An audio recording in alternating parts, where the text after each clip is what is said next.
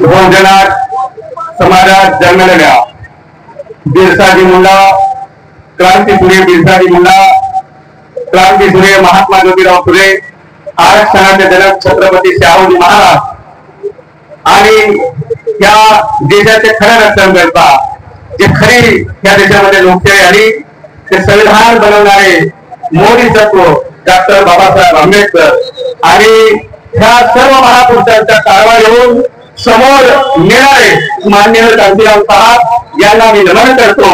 आणि आज भारत बंद प्रसंगी हा लढा अस्तित्वाचा आपल्या तहसील ऑफिस समोर पोहोचलेला आहे। माझ्या मित्रांनो, हे प्रमुख मागण्या आमच्या जे क्रिमिनल लागले ते क्रिमिनल हटले पाहिजे आणि जो जातीमध्ये वर्गीकरण आहे तो जातीचा वर्गीकरण नाही झाला पाहिजे। हे ठेवून आपण हा एससी ओबीसी एकत्रीकरण करून आपण ह्या तहसील ऑफिसवर खरंच मोठा पूर्ण भारत आणलेला आहे।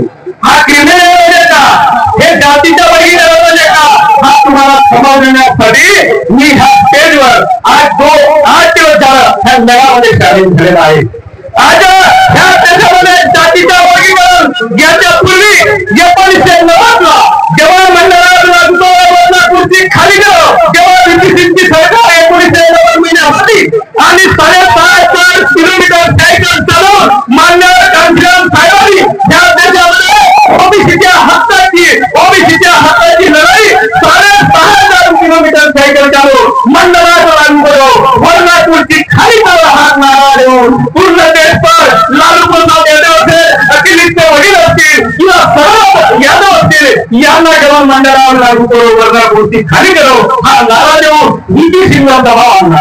आणि तेव्हा ह्या देशामध्ये मंडळात लागू झाला, पण ह्या देशामध्ये मंडळ नंतर कमांडर यात्रा निघाली आणि ह्या कमांडर यात्रेच्या माध्यमातून आज जे भारतीय आहेत, जे बहुजन समाजाला छोटा लेखतात ते लोक मंडळींचं कमांडर यात्रा काढले आणि कोर्टामध्ये गेले आणि जे क्रिमिनल केस लावून ह्या देशाच्या ओबीसीच्या समाजाला 50% वर आरक्षण देता येत नाही म्हणून ज्या 52% ज्या इंग्रजांनी 1931ला त्यांना जनगणना केली त्या 52% ओबीसी समाजाला 52% हत्तीसारख्या ओबीसी समाजाला त्याला अर्ध देऊन 27% आरक्षण दिलेलं आहे आणि त्याच्यामध्ये सुद्धा क्रिमिनल लावले आहे आणि जातीचं वर्गीकरण केलं आहे। लक्षात घ्या माझ्या मित्रांनो, जातीचं वर्गीकरण म्हणजे का, ओबीसी मध्ये जसे गुरुवारी समाज केला त्यांना एसबीसी,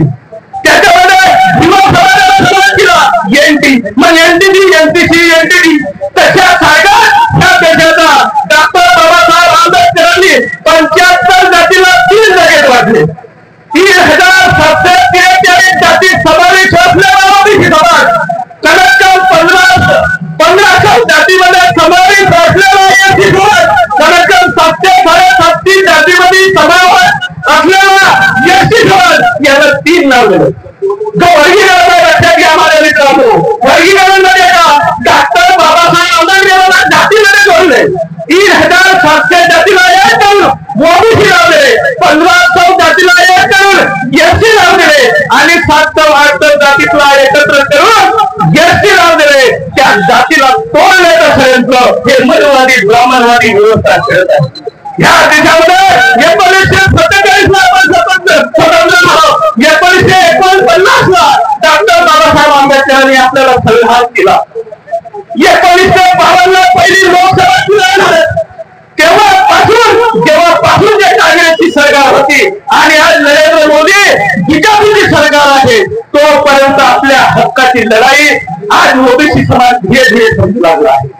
जेव्हा डॉक्टर बाबासाहेब आंबेडकर मान्य कांतीराम साहेब समजत होते की मंडळावर जोपर्यंत लागू होणार नाही, मंडळाला ते पोलीस सुद्धा लक्षात घ्या, काका साहेब काँग्रेस होता, जेव्हा इंदिरा गांधी जेव्हा प्राईम मिनिस्टर होती तेव्हा काका कालेकरचा गठन झाला होता। काका कालेकर जर लागू झाला असता तर ह्या देशाचा ओबीसी समाज, ह्या देशाचा 3,743 जाती समाज असलेला ओबीसी समाजाला 52% प्रतिनिधित्व मिळाला असता। ह्या देशामध्ये 80 नोकरी आल्या असत्या, त्यातून 52 नोकऱ्या ओबीसीला मिळाल्या असत्या, जिथे एसटीचे खासदार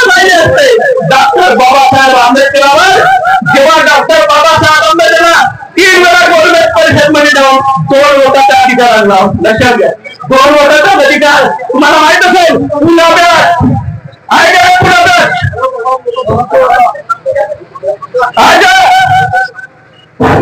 हा पुण्यात जेव्हा झाला होता तेव्हा डॉक्टर बाबासाहेब आंबेडकर दुहेरी वोटाचा अधिकार आणला होता. एससी आणि एसटी साठी दुहेरी वोटाचा अधिकार आणला होता. तो सुद्धा या मनोवध्याला डोळ्यात ठरला आणि गांधींनी एवढा आन्सर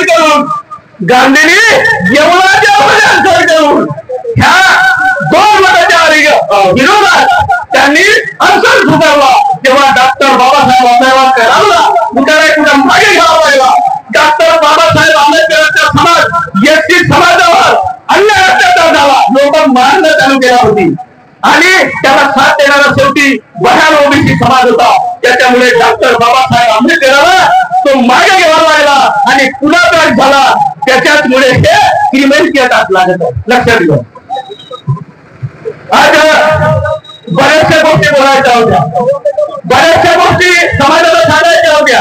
आज बहुजन समाजाचा हा नाव ह्या देशाच्या राज्यकर्त्यांनी गेले आहे. आज 131 खासदार आमच्या जातीचे. काय केलं त्यांनी? ते तुमच्या जातीचे असतील पण ते गांधी आणि गोलवलकरच्या विचाराला बांधलेले आहेत. गांधी आणि गोलवलकरच्या विचाराला. त्याच्यामुळे ते एक शब्द बोलू शकत नाही. तो तुमच्या जातीचा असू शकते, तुमच्या विचाराचा असू शकत नाही. माझ्या मित्रांनो, तुम्हाला आपल्या भविष्यात तुम्हाला आपल्या पोरांची बिगडी बनायची असेल, तुम्हाला आपल्या पिढीचा उद्धार करायचा असेल तर डॉक्टर बाबासाहेब आंबेडकरांच्या संघाशिवाय पर्याय नाही. मी आज इथे ठाई असल्यामुळे मी जास्त बोलणार नाही, पण एससी आणि एसटी हा समाज एकत्रित झाला, हे समिती स्थापन झाली.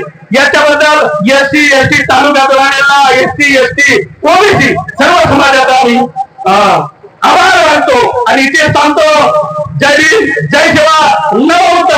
धन्यवाद.